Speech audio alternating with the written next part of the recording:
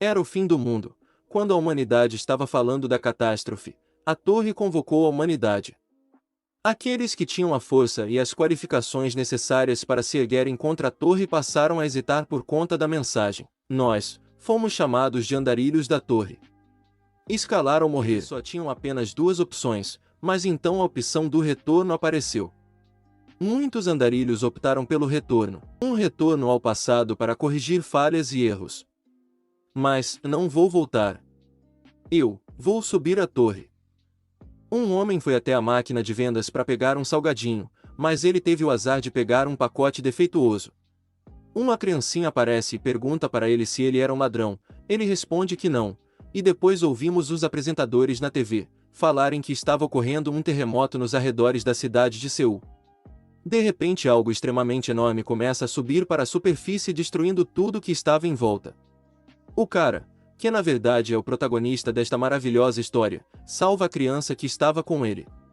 Ele pergunta se estava tudo bem e ela responde que sim. É dito que em diferentes cidades do mundo, várias estruturas não identificadas apareceram. E as pessoas deram a essas estruturas o nome Torre do Pesadelo. Várias pessoas foram chamadas à torre, a elas foram dadas armaduras, itens e habilidades e receberam o título de andarilho da torre. Muitos pensavam que estavam em um jogo, mas pouco tempo depois, perceberam que aquilo não era um jogo. Apareceram várias janelas que mostravam o exterior da torre, que estava um caos, uma catástrofe onde monstros desciam da torre para o chão. E a esse acontecimento foi atribuído o nome de Impacto da Torre. Graças a isso, um terço da humanidade havia sido eliminada.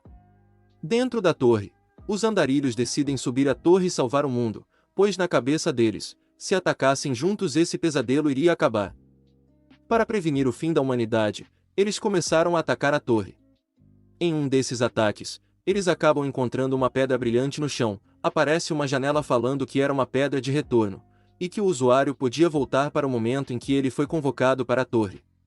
Todos ficaram questionando se isso era realmente verdade, e foi aí que o líder dos andarilhos decidiu usar a pedra para confirmar se era verdade ou não. Ele quebra a pedra e desaparece em um piscar de olhos. Todos ficaram muito impressionados com o que tinham presenciado. Mas aí aparece um ex-professor de ciências e explica que talvez o líder tinha voltado para o passado desse mundo, mas como uma parte da linha do tempo tinha sido dividida eles não podiam mais se encontrar. Ele fica dando uma aula de ciência para todos, e no final fala que mesmo que o líder tenha voltado para o passado, nada ia mudar para eles que permaneceram na torre. Naquele mesmo instante, o segundo impacto de torre aconteceu no exterior. Os andarilhos não conseguiam mais subir a torre, pois os andares continuavam sendo mais difíceis de completar, fazendo com que a maioria deles usassem a pedra do retorno. Mas ainda restavam esperanças, pois os mais fortes permaneceram e lutaram. Aqueles que não caíram na tentação da pedra, que queriam proteger o presente e não o passado, o último esquadrão da humanidade, Carpe Diem. No início do segundo capítulo nos deparamos com uma cena breve que mostra todos os companheiros de nosso protagonista mortos, e ele fica se perguntando onde tinha errado. Voltando atrás no tempo. Geon e seus companheiros estavam derrotando monstros extremamente fortes. Eles ficam esperançosos pois achavam que com essa força em breve iriam concluir a torre. Geon pensava que tudo estava indo suavemente, mas, no 98º andar, ele havia perdido todos os seus companheiros, exceto seu melhor amigo que ainda continuava lutando com aquele monstro poderoso. Io falava para Geon se levantar pois ele não conseguiria derrotar aquele monstro sozinho. E foi bem nessa hora, que Yuan foi empalado vivo.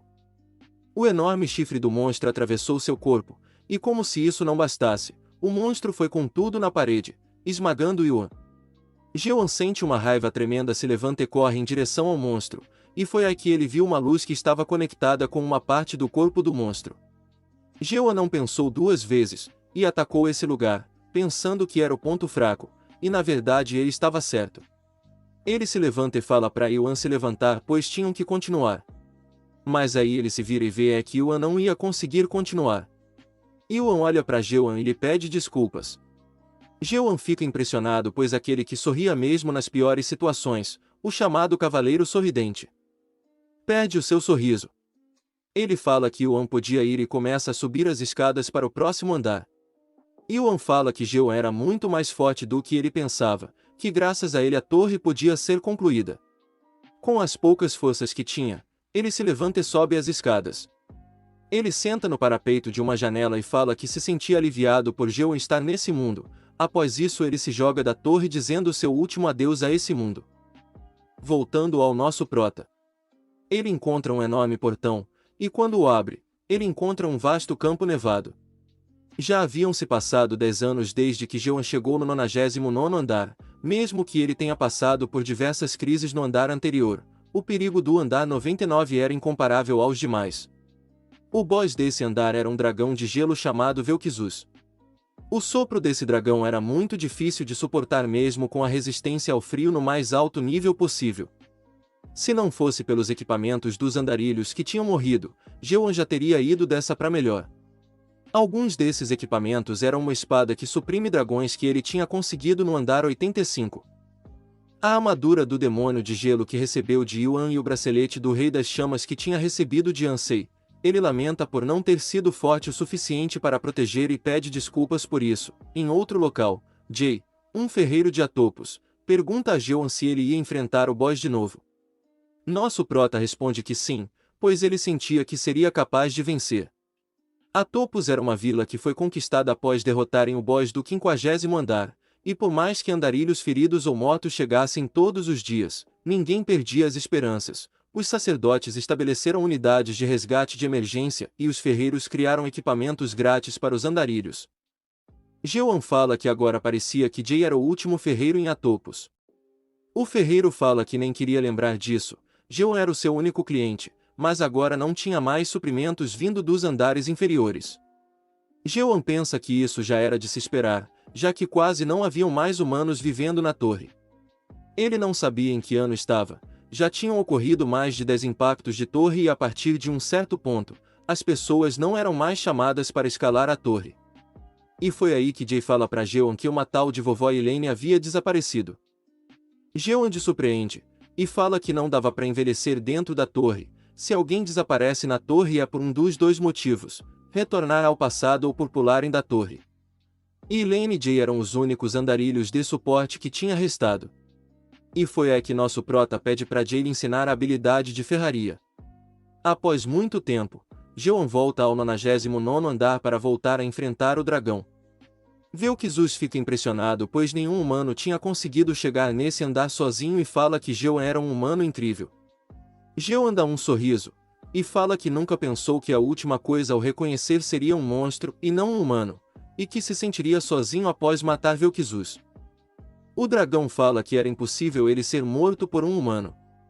Mas nosso prota não liga para isso, pois segundo ele, nada era impossível, e fala que até mesmo a armadura que Vel'Kizus se orgulhava de ter, começava a mostrar rachaduras. E assim começa o embate entre um humano e um dragão. A batalha mostrava ser intensa, mas mesmo sendo imensamente forte, Jeon não tinha a força necessária para lutar contra Vel'Kizus. O dragão se aproxima de Jeon e fala que mesmo sendo persistente o destino que Jeon ia enfrentar era a solidão massacrante e o vazio. Mas o inacreditável aconteceu. Jeon fala que Vel'Kizus falava demais e de repente ele sai do lugar que estava preso e começa a dar várias estocadas no dragão. Jeon fala que por raidar depois de outras pessoas, ele perdeu várias habilidades e classes secretas, e por isso ele desistiu de todas as habilidades, se concentrando em apenas uma, a estocada. Ele avançou, e continuou avançando, por ter matado mais de 50 milhões de monstros com suas estocadas. Seus companheiros o apelidaram de estocada. Com o tempo ele notou que suas estocadas estavam mudando, mais rápida, mais precisa e mais forte. Deixando de ser um movimento simples, ganhou o poder de uma habilidade secreta, e por não ser uma habilidade não consumia poder de espírito. Mas mesmo que esse fosse caso, a armadura do dragão era difícil de penetrar, tão difícil que mesmo dando centenas de estocadas, ele tinha sofrido apenas um arranhão. Vel'Kizus pega Jeon desprevenido e se prepara para atacar com seu sopro, mas foi aí que Jeon repara em uma luz que estava conectada com uma parte do corpo do dragão, e se lembra de ter visto o mesmo no 98º andar. Jeon reúne todas as suas forças e ataca o dragão. Vel'Kizus sofreu danos que jamais havia sofrido e se irrita, foi aí que asas surgem em seu corpo e ele ascende aos céus. Ele começa a dar diversos ataques, Jeoan não conseguia se esquivar de todos e por isso recebe vários danos. Vel'Kizus fala que tinha pena de Jeoan. E que se houvesse pelo menos mais 10 humanos como ele, eles conseguiriam o derrotar. E continua, falando que se os humanos não tivessem sido enganados pela pedra do demônio do sonho, o destino de Jeoan teria sido diferente. Jeoan não entende quase nada, e pergunta que pedra era essa, mas ele é atacado e foge do local. 5 anos depois, o dragão finalmente é derrotado, aparecem diversas janelas para Jeoan mostrando as recompensas. Ele fecha as janelas e pergunta para o dragão o que era a tal pedra do demônio do sonho. Vel'Kizus, que estava morrendo, responde que ele só iria descobrir no último andar. Ele desce do cadáver e pega em algo que parecia ser uma espada, e do nada o sangue do boss recém-derrotado forma uma porta que levava diretamente para o último andar. Nosso prota nem pensa 2 vezes, e atravessa para o outro lado, o último andar, também chamado de sala de controle. Mas a gente só vai descobrir o que tem nesse andar só no próximo vídeo. Se chegou até aqui, deixe o like e se inscreva, vai estar me ajudando muito. Ao chegar no último andar, Jeoan se depara com algo inimaginável. O lugar estava cheio de telas que mostravam os diversos andares da torre. De repente ele ouve uma voz, dizendo que não esperava que Jeoan fosse para o último andar antes de ir para a vila. Essa voz do além fala para Jeoan se acalmar e manda uma mensagem para ele. Estava escrito que Jeoan era a primeira pessoa a concluir todos os tutoriais do mundo 294. Que sua conquista seria registrada nos registros acásticos imortais e que esse registro só seria visível para os monarcas da Grande Terra. Jeoan paralisa ao ver que tudo o que tinha passado não passava de um tutorial. A voz do além pergunta se ele tinha se surpreendido com isso. E foi aí que uma pessoa entra na sala, mais basicamente uma pantera bípede. A pantera fala que Jeoan podia ser engolido por suas emoções, mas parecia que era um pouco tarde para isso. Ele até elogia Jeoan por se sair muito bem sendo um humano. Mas a pantera se surpreende ao ver que nosso prota se recupera muito mais rápido do que ele imaginava. Jeoan pergunta quem era a pantera. A pantera começa a dar risada e fala que ele tinha falado tanta coisa que nem tinha se apresentado direito, pois estava muito feliz e surpreso por Jeoan ter chegado no último andar. E por fim ele se apresenta como sendo Bistrem, o demônio mestre da Torre dos Pesadelos que Jeoan tinha acabado de concluir. Jeoan se mantém apreensivo e pergunta se tudo aquilo foi um tutorial, se o verdadeiro jogo ia começar. Bistrem fala que Jeoan era bom em entender as coisas, mas que antes ele tinha que mostrar uma coisa para ele. Ele estala os dedos e aparecem várias telas mostrando tudo o que tinha acontecido com Jeoan e aqueles que estavam subindo a torre. Eles foram observados cada segundo. Todas as perdas que Jeoan sofreu não passavam de puro entretenimento para Bistrem, e foi aí que a pantera fala que Jeoan podia ter mais uma chance e recomeçar o jogo. Jeoan não consegue acreditar, e fica se perguntando se esse não era o fim, se ele não tinha salvado o mundo após escalar a torre. Ele tinha sido enganado desde o começo. Ninguém tinha como parar os impactos da torre, a única coisa que eles conseguiam fazer era continuar escalando a torre. A salvação da humanidade era só uma falsa esperança. Mas Jeoan fala que apesar de tudo isso, ele não voltaria para o passado. Bistrem começa a dar risada e pergunta se Jeoan ainda falava do passado e resolve deixar as coisas claras para ele, e fala que não existia nenhum item na torre ou na Grande Terra que mandava alguém para o passado, e corrige Jeoan falando que não era a Pedra do Retorno mas sim a Pedra do Demônio do Sonho. E que essa pedra não mandava alguém para o passado, as pessoas só ficavam presas nos sonhos criados pelo demônio dos sonhos.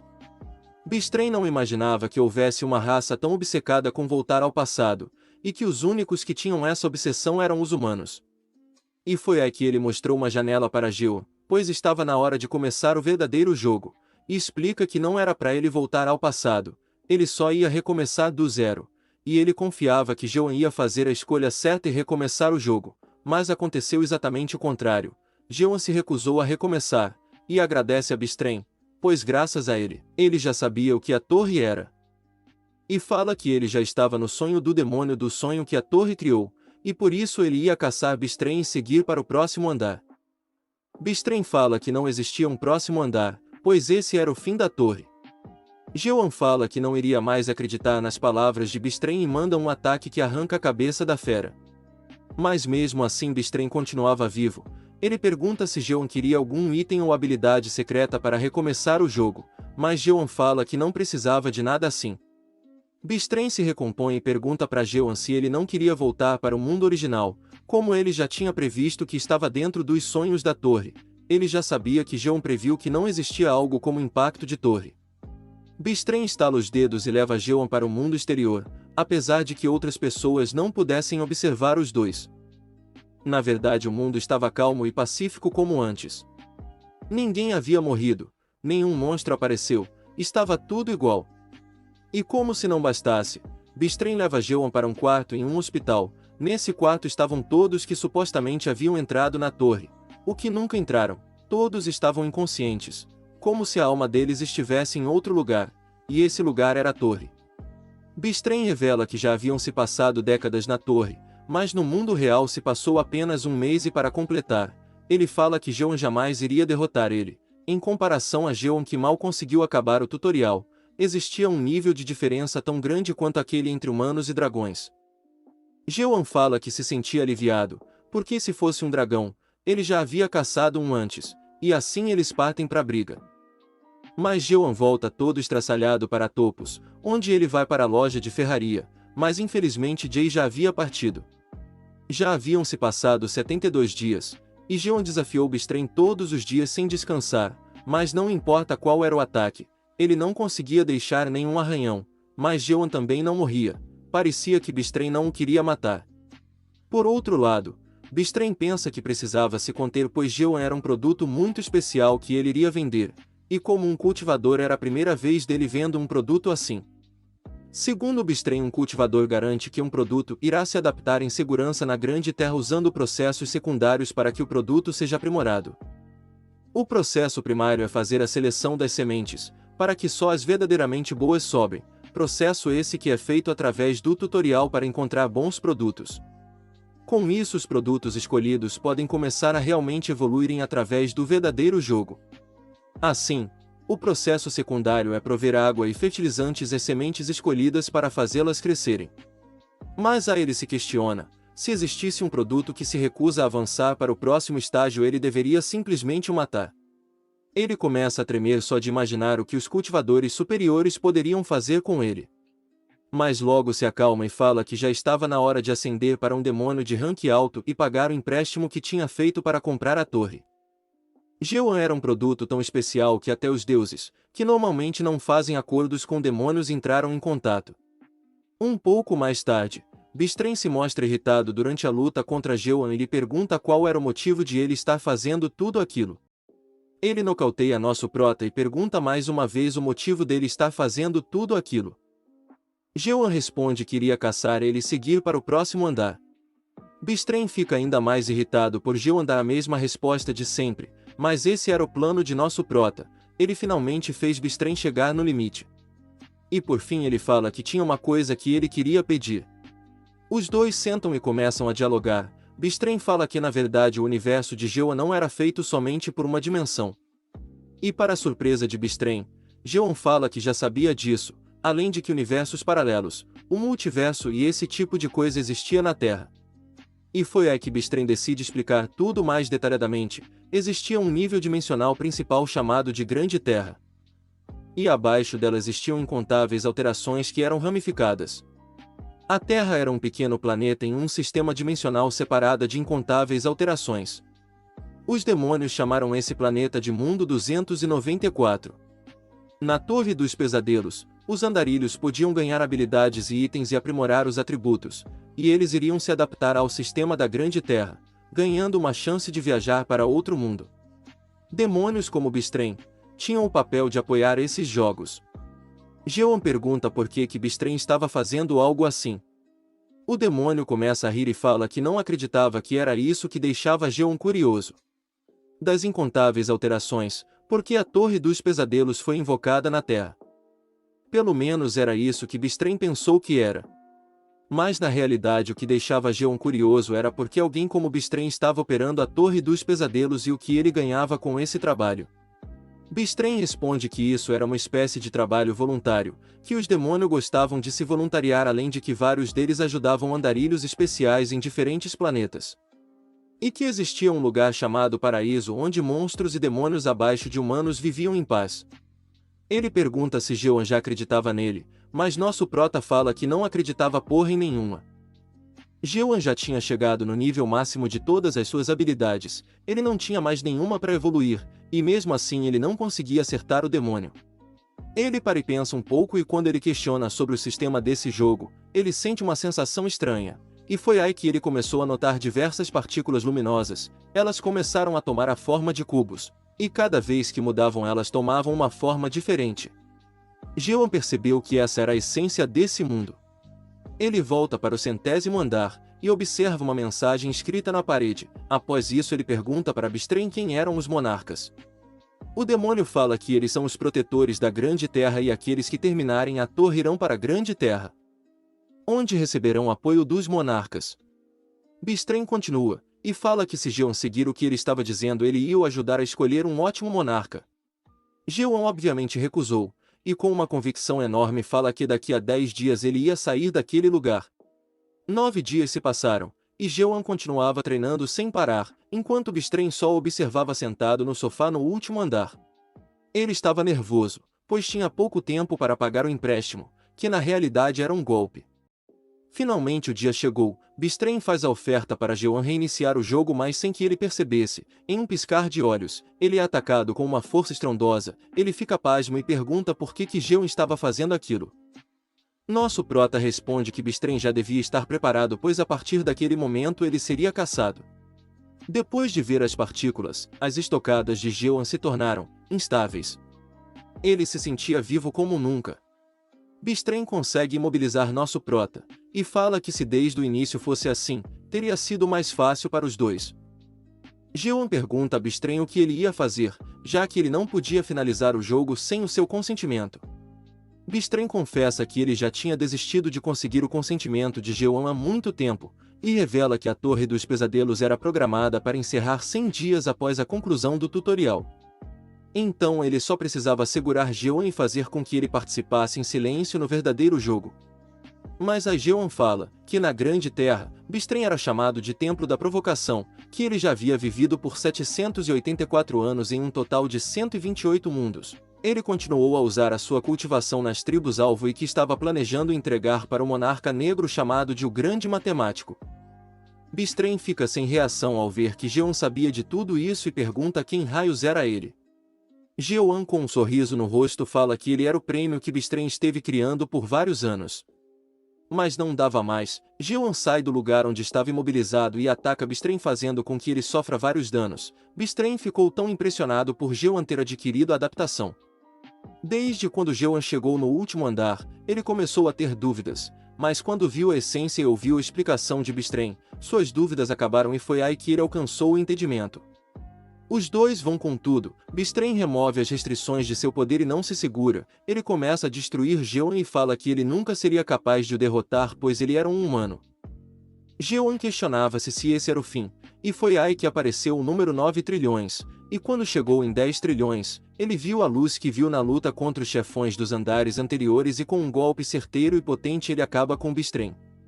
Ao tomar o golpe, Bistrem fica impressionado e revela que aquilo não era uma adaptação, na verdade aquilo era um despertar. Jeoan aponta a lâmina de sua arma para Bistrem que estava no chão em forma reduzida de seu corpo e fala que humanos não eram coisas que ele poderia tratar como mercadoria, ele não ia seguir o que os demônios e monarcas planejaram. Ele ia destruir aquele lugar e seguir para o próximo andar. Ele ia subir mais e mais só para destruir o maldito mundo que eles haviam criado. Ele aponta sua arma para o teto, e lança uma estocada super forte que acaba fazendo com que o sistema da torre sofra um erro e faça com que ele termine. Após isso ele acorda em uma espécie de floresta. O que será que vem a seguir? Infelizmente isso vai ficar para um próximo episódio. Caso tenham gostado deixem um like e apoiem o canal se inscrevendo. Até a próxima!